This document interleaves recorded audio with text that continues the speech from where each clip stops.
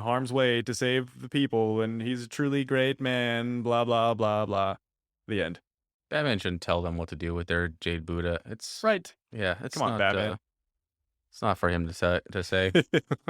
Yeah. I thought that was kind of funny. Yeah. You guys should sell this. No. No, Yep. thanks. What'd you think about this one? I thought it was good. Yeah, there's some issues with it, but nothing crazy. I always like what now that we were so many issues in. I like seeing when Robin starts to act more like Batman and Batman starts to act more like Robin because it shows that even though, like I said in one of the previous episodes, that they're the same person and they do things the same way, that they do actually kind of have like little key signature moves that they do. You know? Yeah. This is finally we're outside of Batman number 2, Mm-hmm. and this is basically we're, like, on, like, a typical Joker Batman story now, like, Yeah.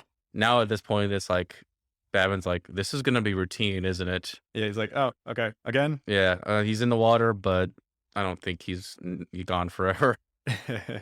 Isn't that what happened to him during their first encounter too? Where he just knocked him and he fell into the water and he was like, "Guess the Joker's gone." No, no, Joker, Joker knocked Batman into the water and one of them too. no, so far, the only person I think Batman's knocked into water, has been, uh, Hugo Strange. That's probably what I'm thinking Yeah, if of. you were thinking of Hugo Strange. But Joker knocked Batman into the water for sure. Yeah, yeah, yeah, because they were flying off in the Hmm. over the ocean with the jewels. Oh, but, yeah, Joker continues to be unpredictable. Basically, like, if you look at his first appearance, the mob wants to kill him, Yeah. and then in his second appearance, they want the Joker to be their leader, and he wants nothing to do with them. And in this one, he gathers a small gang, but only because, like, they make easy marks, and his kills are continuing to be creative. I love the music record laced with the poison gas.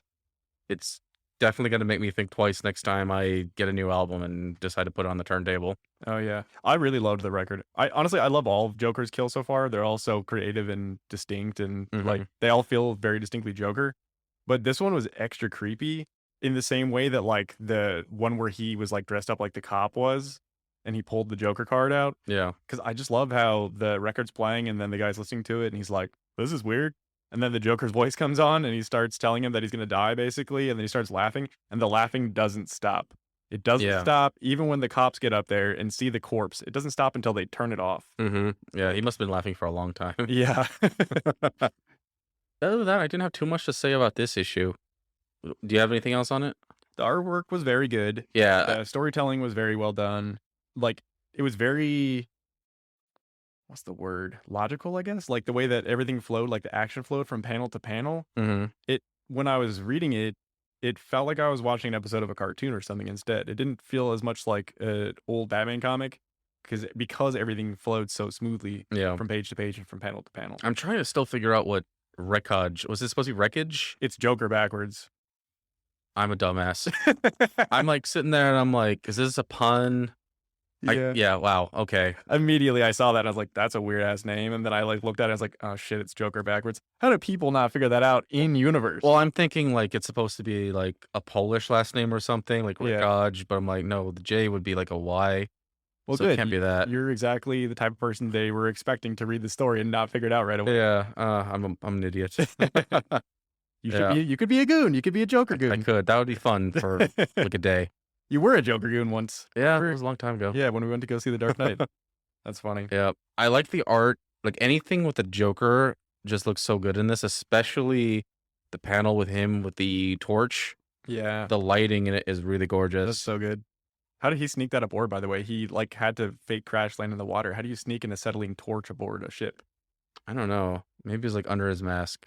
Yeah, maybe. I love this old Joker so much. I don't know. Like, I can't believe that I went so many years just being like, "Man, the Joker is overrated." Just to start reading these old stories again and just fall in love with the character immediately. Yeah. He's so good in these old stories. I think we're gonna get a decent amount of Joker until they start introducing more of the classic rogues that we know. Yeah, then he'll kinda taper off a little bit, or he'll team Yeah. up with them, but yeah. And meanwhile, let's get into some more of these panels that we picked here. So I'll go over mine first just because 'cause they're at the top here.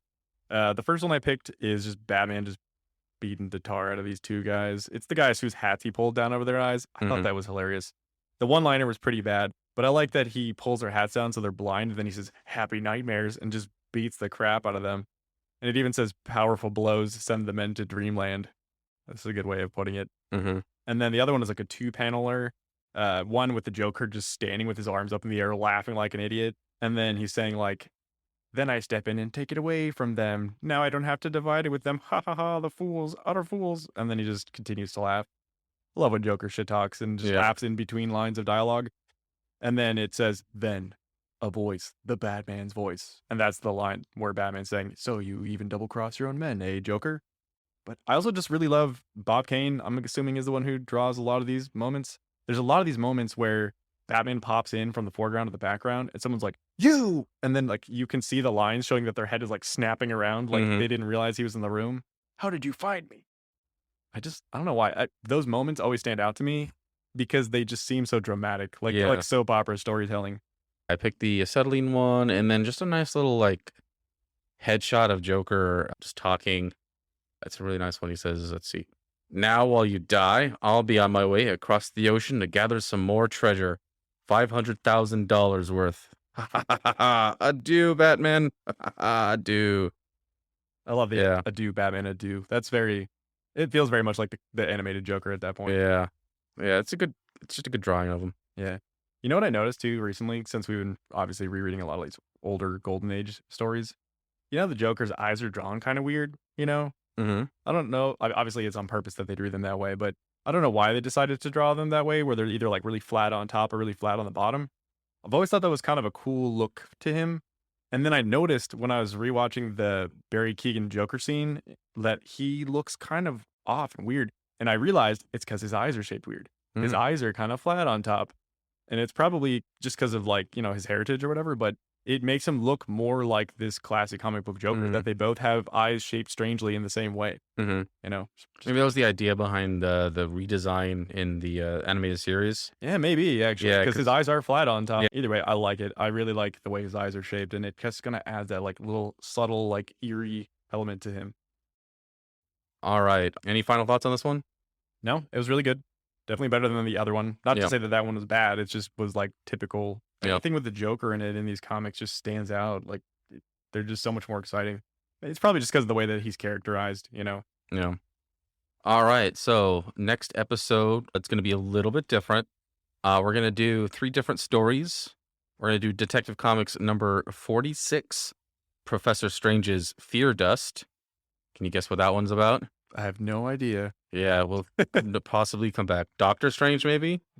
No, can't be. Definitely not about Professor Strange's fear dust. I don't know. Maybe he gets really into drugs.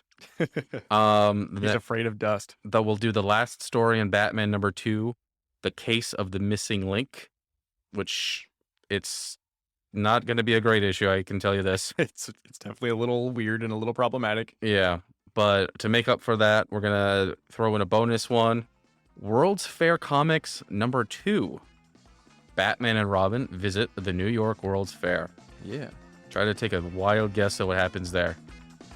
All right. Well, thank you for listening. Subscribe to us on your favorite podcast host and leave us a review on Apple Podcasts or wherever else they want reviews. Thank you for listening. Goodbye. Later.